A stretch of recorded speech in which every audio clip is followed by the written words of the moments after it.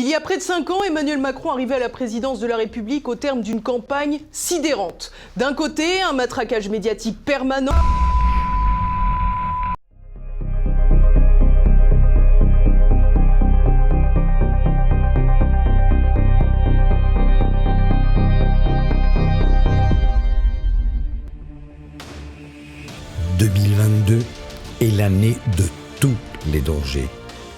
Ils ne nous épargneront pas.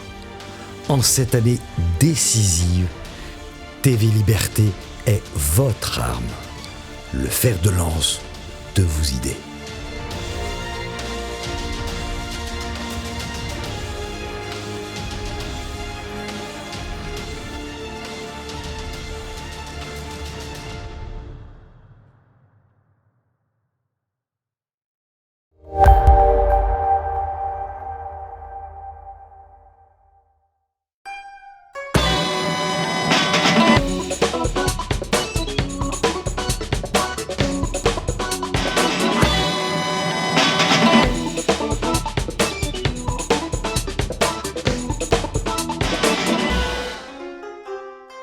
Chers téléspectateurs de TV Liberté, bonjour, et je suis heureux aujourd'hui d'accueillir quelqu'un dont je vais dire sans le compromettre qu'il est un vieil ami. Oui, il y a longtemps que nous nous connaissons. De faculté de Nanterre, dans les années difficiles, 76-68, où vous étiez un peu, Didier, à la faculté des lettres, ce que moi j'ai essayé d'être à la faculté de droit, c'est-à-dire que nous n'apprécions pas particulièrement le désordre et les violences qui régnaient. Et nous avons pris l'habitude de vivre en clandestin à l'époque. Aujourd'hui, on peut dire qu'il y a une génération qui a émergé, dont vous êtes, Patrick Buisson, le célèbre... Lugan. Bernard Lugan, historien africaniste, le commissaire priseur des Réminais, Marie-France Charles, devenue Marie-France Thirois, et beaucoup d'autres. Marie-Françoise David, devenue magistrate également.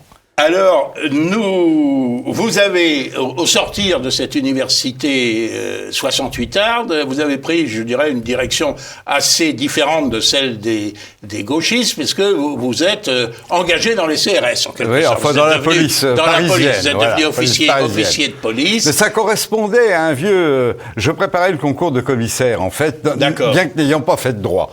Bon. Et là, c'est le côté siménonien, c'est Maigret qui l'avait emporté. Vous êtes donc devenu officier de police, puis vous êtes passé dans la magistrature, vous avez été pendant très longtemps juge d'instruction au Sables-d'Olonne, magistrat au tribunal de La Roche-sur-Yon. Le plus ancien dans le grade le moins élevé. C'est sans doute le prix de votre indépendance, et vous avez été distingué par vos concitoyens, puisqu'ils vous ont élu maire sans étiquette des Sables. J'en avais deux.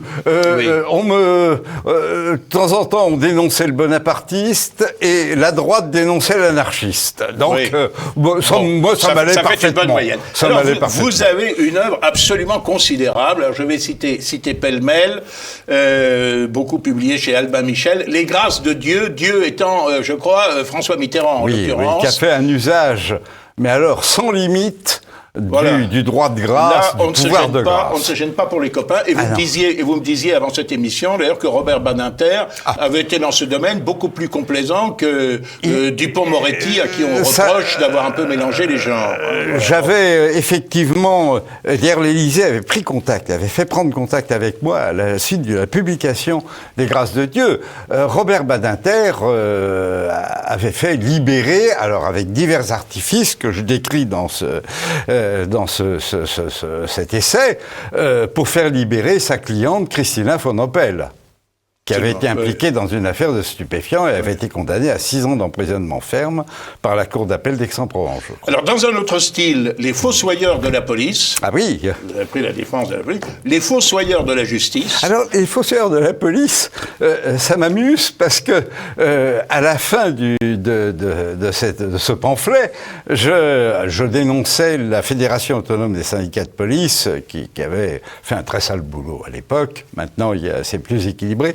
Mais je me suis aperçu qu'il y avait 30 syndicats de policiers. Et j'avais ton téléspectateur, vous remarquez qu'il y a toujours beaucoup de syndicats de police, puisqu'on leur donne la parole à chaque fois qu'il y a un fait divers, et c'est jamais le même syndicat. C'est étonnant. Quand la droite était au pouvoir, elle avait ses hommes, et quand la gauche arrivait, elle avait ses hommes. Et entre les deux, il y a les gens raisonnables, c'est Force ouvrière. D'accord. Les fossoyeurs de la justice aussi. Ah bah ça, c'est le premier, celui-là. Voilà, un livre extrêmement important, en coopération avec Jean de Maillard, Les automobilistes politiquement incorrects, dans lequel vous exposez, je résume en quelque sorte, que la répression des automobilistes est en quelque sorte le dernier rempart d'un État qui n'est plus en mesure d'assurer l'ordre par ailleurs. De s'occuper des autres. Ça, c'était bien, c'était automatique. 40% de l'activité des tribunaux correctionnels consistait à juger des types qui avaient un peu bu, des assassins de la route. Non, c'est pas bien. Mais aujourd'hui, d'ailleurs, je me rappelle avoir été interviewé. J'avais vu qu'il y avait, à l'époque, c'était par Calvi, il n'y a pas si longtemps que ça, et il y avait 6700 détenus pour des faits d'infraction routière.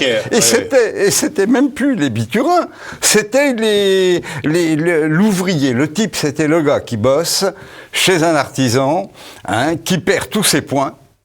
Parce qu'il est un peu négligent, qui n'a pas l'argent pour passer repasser le permis, puis d'aller dans ces trucs ridicules, les stages de citoyenneté, et qui, pour continuer à bosser, continue à conduire sans permis, sans assurance. Mais c'est pas bien, mais ce sont des drames de la misère. Ce sont des drames, absolument. Voilà. Absolument. Et puis alors, vous avez aussi une œuvre littéraire, peut-on dire. Alors, vous avez raconté des affaires vraies, l'affaire Ponce, un parricide, plutôt un matricide. C'est un matricide. En Périgord. Là, de conversation privée qu'on a eue, vous étiez assez indulgent, vous disiez que comme magistrat, vous n'auriez pas condamné l'auteur à mort. C'était un simplet. Il a été condamné à mort. Il a été exécuté. Mais enfin, c'est quand même pas bien de précipiter la tête de sa maman dans le feu de la cheminée. C'est très mal. Je suis d'accord avec vous. C'est très mal, mais c'était un simplet. Paix à son âme. Alors, il a expié son crime.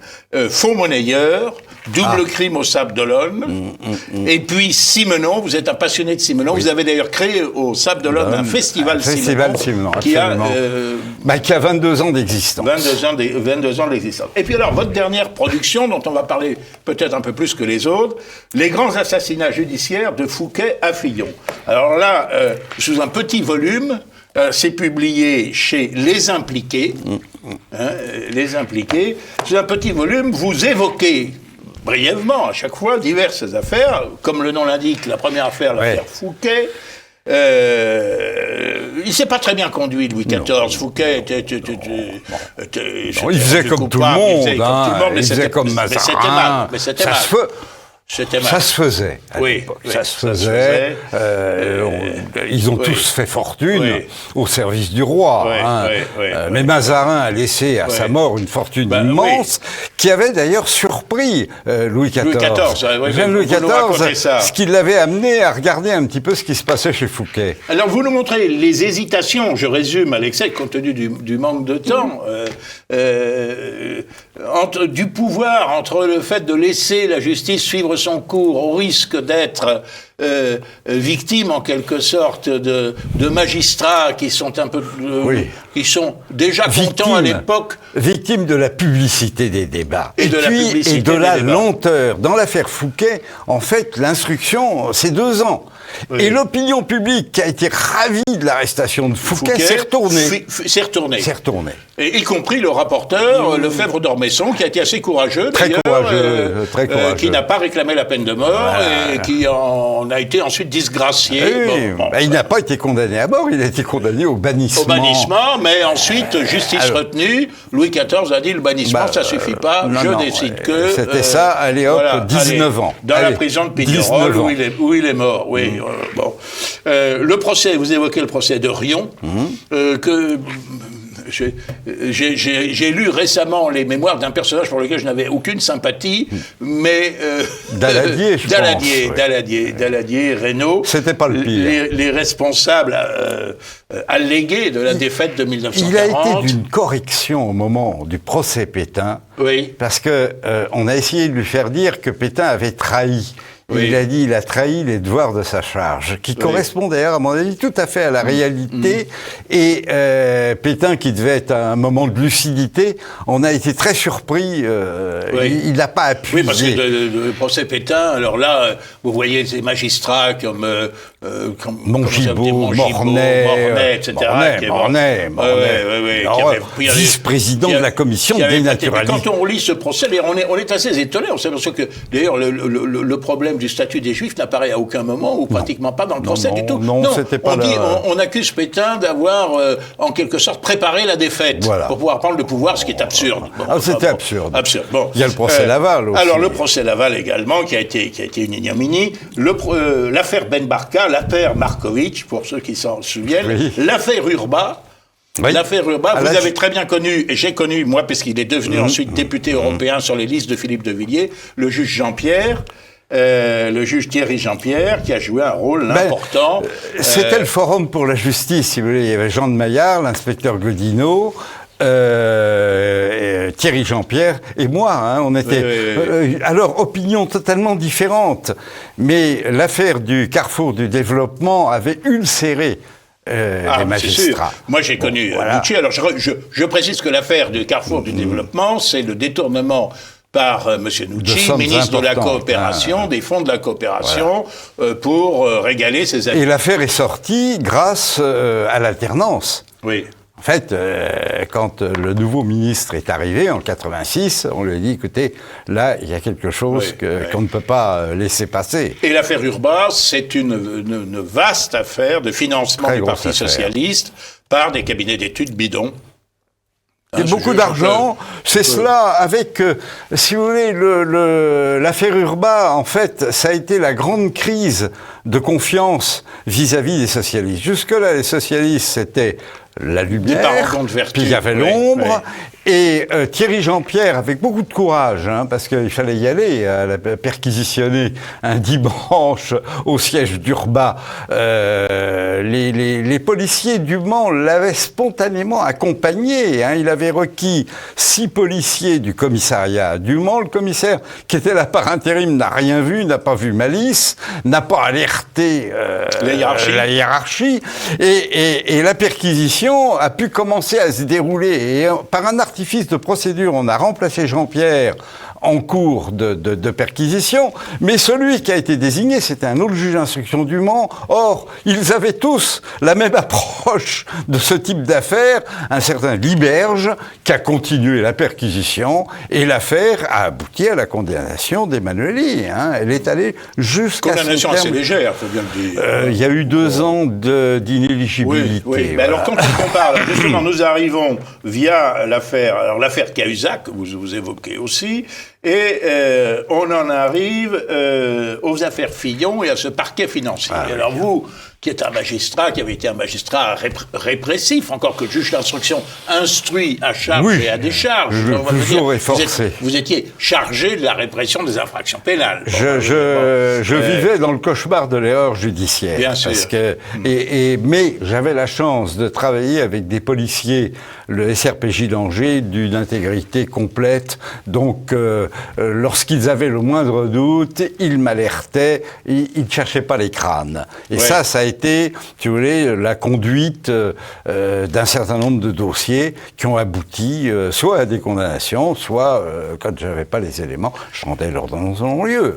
Mais alors, ce qui est intéressant, entre autres choses, c'est que dans cette affaire Fillon, par exemple, vous mettez en cause ce fameux parquet national financier, qui a été créé après l'affaire Cahuzac, et que les braves gens croient être une institution qui, au contraire, a pour but de faire la transparence, a pour but de centraliser les enquêtes sur les détournements de fonds publics au plus haut niveau, et par conséquent d'améliorer en quelque sorte la répression de ces actes répréhensibles. Et vous montrez qu'il s'agit qu'il s'agit d'une opération absolument politique. Ah, mais remarquablement montée. Parce que le domaine judiciaire est quand même... Enfin, la justice était un peu la chasse gardée du Parti socialiste. Hein. C'était une couveuse pour futurs cadres de l'école de la magistrature. Il y avait ceux qui restaient dans leurs a priori philosophiques d'origine, pas très nombreux.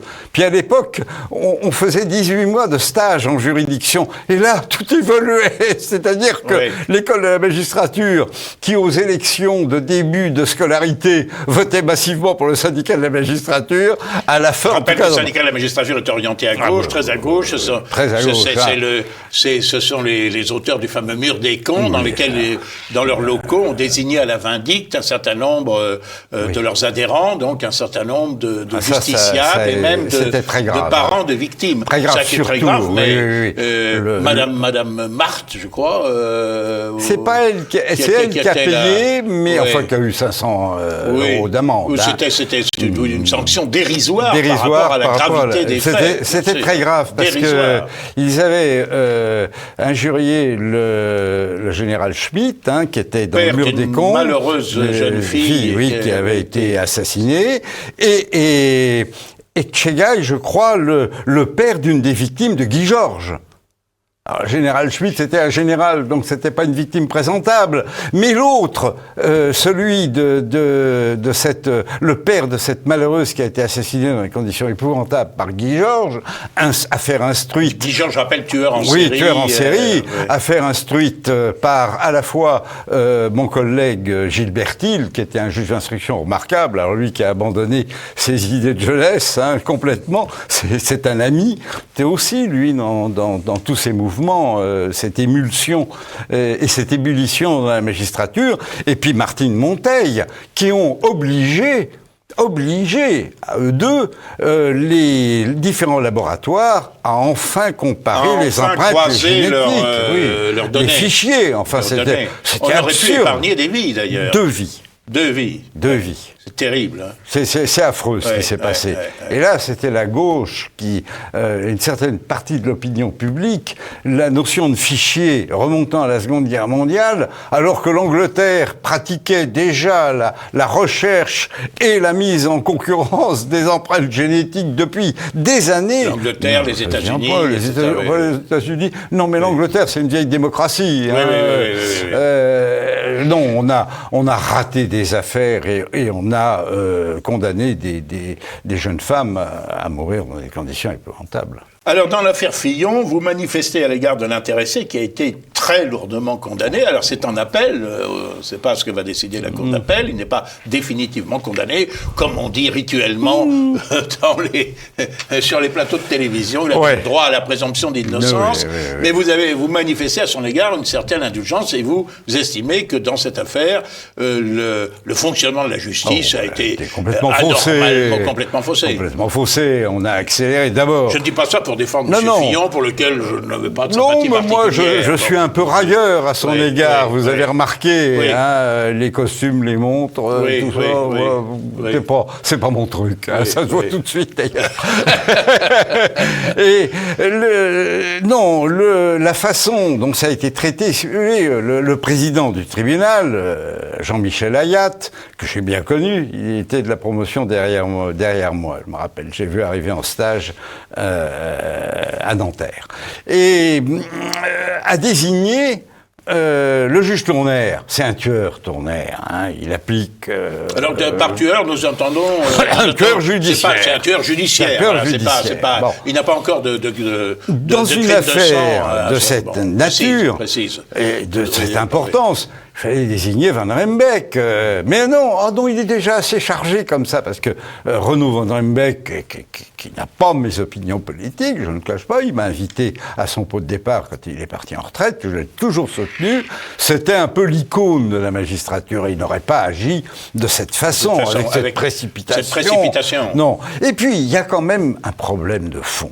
Séparation des pouvoirs, moi je regrette, c'est l'argent de l'Assemblée nationale. C'est ce problème-là aussi qui me choque. Moi qui suis mis en examen en raison du fait que mes assistants parlementaires Alors, eux, on ne leur reproche pas de ne pas avoir travaillé. Non, c'est pas une question d'avoir travaillé pour des autres. D'avoir trop travaillé. Ils ont travaillé aussi pour ma formation politique, celle qui m'a fait élire. Bien sûr. À l'époque. Non, mais eh bien, là, il paraît que c'est tout à fait criminel. Je suis tout à fait d'accord avec vous. Il est certain que. Alors, est-ce que ce sont des affaires spécifiquement politiques? Je vais faire simple. Des juges de gauche qui veulent se faire des politiciens de droite, ou inversement des juges de droite qui veulent se faire, passez-moi l'expression triviale, des politiciens de gauche. Ou est-ce que ça n'est pas plus généralement une espèce d'ivresse de pouvoir, d'une façon générale, d'une corporation qui s'est sentie mal aimée ou méprisée et qui veut en quelque sorte mettre la main sur le pouvoir politique. Non, je ne crois pas. Les juges sont parfaitement conscients qu'ils n'ont pas les compétences pour exercer un pouvoir politique, sauf à se présenter. Moi, j'ai eu un mandat. Là, on s'adapte. Non, ils ne prennent pas le pouvoir, mais la revanche est la grande revanche de la réforme Maupoux. Hein.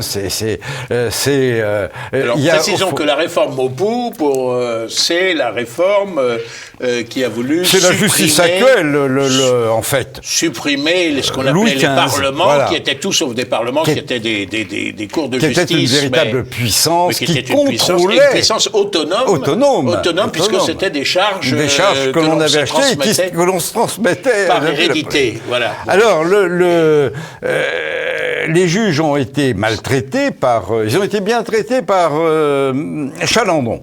Beaucoup aimé Chalandon. Albin Chalandon, qui lui, en voyant l'état des traitements des honnêtetés des magistrats, s'est dit mais c'est pas possible, et qui a entamé une réforme des carrières. Tous les autres, le pouvoir n'avait aucune estime pour la magistrature, aucune. Les petits pois de Sarkozy, il est en train de les payer maintenant, hein, parce que la machine est lente, et elle a de la mémoire. Mais il risque de les payer cher, et on observe la succession de, aussi, condamnations sévères. Oui, c'est très... Donc il y a des revanches, indiscutablement, il y a un corporatisme qui est désuet et qui est parfois de très mauvaise qualité, et je crois que maintenant, quand ils en ont un, ils le condamnent. Cahuzac s'en est sorti très peu. Hein. La prison ferme, c'est en appel qu'il a été... il avait de la prison ferme en première instance. Hein. En appel, ça a été ramené à une peine aménageable, ce qui n'est pas le cas actuellement. On est en train de... Alors, on va voir ce que... Pour Fillon, quand même... 5 ans de prison, dont 2 ans ferme, pratiquement sont des condamnations pour des crimes de sang. N'importe quelle petite canaille qui utilise des mortiers contre les policiers a un rappel à la loi, enfin ça n'existe plus, mais un stage de citoyenneté. Un stage de citoyenneté, des travaux d'intérêt général, le sursis, des sursis. On voit des voyous qui ont des sursis comme des accordéons. Alors c'est le grand problème, ça j'ai vu cette évolution, c'est ce que j'ai appelé les peines d'entretien dans la délinquance. Là on commence, on dit on ne sait pas bien ce que vous avez fait, allez un petit sursis, et puis après un petit sursis avec mise à l'épreuve. Avant il y a les rappels à la loi, il y a les béquilles. Hein. Puis on va quand même pas révoquer le sursis avec mise à l'épreuve, l'avantage c'est qu'on peut ne pas le révoquer, et on continue, puis un jour ça tombe. Et là, tout tombe. Et tout tombe. À la grande surprise de l'intéressé. Qui jusque-là, et les policiers le disent bien, quand ils sortent, j'ai rien eu, ça va. Et tout d'un coup, ils ont 4 ans, 5 ans à faire. D'où la surpopulation carcérale. Je pense que la peine immédiate, très courte, parce que la prison, il ne faut pas s'habituer. Maintenant, ça c'est ce qu'on disait de mon temps. Hein. 1 mois, c'est le rappel, boum, ça tombe. Le type n'a pas le temps de s'habituer, etc. Mais c'est une réalité. Maintenant, le milieu extérieur, pour ces jeunes délinquants, est aussi criminogène que celui de la prison. Ils peuvent simplement changer. Alors là, nous avons des primo-délinquants qui sont... Monsieur Fillon était un primo-délinquant. Il n'avait jamais été condamné, évidemment. Dans un autre style, Monsieur Benalla, je me suis fait... Je trouvais que c'était un peu lourd. Je me suis fait des ennemis, ça... des reproches j'imagine. Chez mes amis, parce que moi, je portais à l'indulgence pour M. Benalla en disant, bon, pour une fois qu'il y en a un qui est du côté de la police, alors un peu trop, il a voulu jouer au cow-boy, les manifestants de la place de la Contrescarpe étaient tous sauf des enfants de cœur, hein, bon, donc... non, mais il y a des peines qui tombent de rue et qui me surprennent parce que l'échelle des peines a un petit peu disparu. Et aujourd'hui, alors, si vous le permettez, en 30 secondes, oui. J'admire tous nos hommes politiques. Il faut rétablir la roue, la pendaison publique pour tous ceux qui attaquent les policiers. Non, mais enfin, ça revient à ça, l'échafaud, l'exposition publique, le carcan, tout, les strapates, tout. Problème, c'est que les mêmes, depuis 30 ans, votent loi sur loi pour paralyser l'action des policiers de la police judiciaire. Avec les réformes de procédure pénale.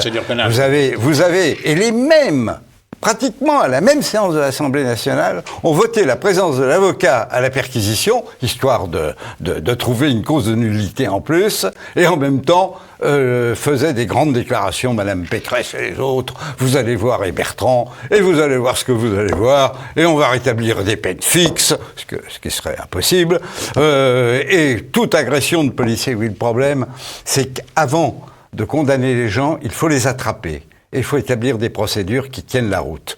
Lorsque j'ai commencé ma carrière, je vais faire le vieux con, on mettait une fripouille en prison qui aurait été très surprise de ne pas être placée en détention. Hein. Ça l'aurait choqué profondément. Il fallait 3 heures. Aujourd'hui, il faut pratiquement 2 jours. Avec des escortes immobilisées, des policiers qui ne sont plus sur le terrain. Bref, on paralyse l'action de la police judiciaire qui a le plus grand mal à recruter. Je vais terminer là-dessus parce que c'est important et ça ne se dit pas. La brigade criminelle, c'était l'aristocratie de la préfecture de police. De la police, c'était Maigret, c'était Guillaume, c'était le commissaire Massu. Il y avait, il y a 15 ans, 30 candidats pour un poste. Aujourd'hui, on n'en trouve même plus 2. Les meilleurs éléments de la police ne vont plus en police judiciaire. Où vont-ils alors ? Ils vont dans les services de renseignement, la sécurité intérieure, tout ce qui dépend directement. Outre le fait que pendant ce temps-là, les politiques se sont eux-mêmes passés la corde autour du cou. Je pense d'ailleurs à Fillon dont on parlait, avec ça. Imagine-t-on le général de Gaulle mis en examen, ça lui est on dit pas des choses comme ça. Didier Gallo, merci infiniment. Les grands assassinats judiciaires de Fouquet à Fillon aux éditions Les Impliqués. Merci Bruno. J'espère à très bientôt. Et désolé d'avoir été un peu confus. Pas du tout.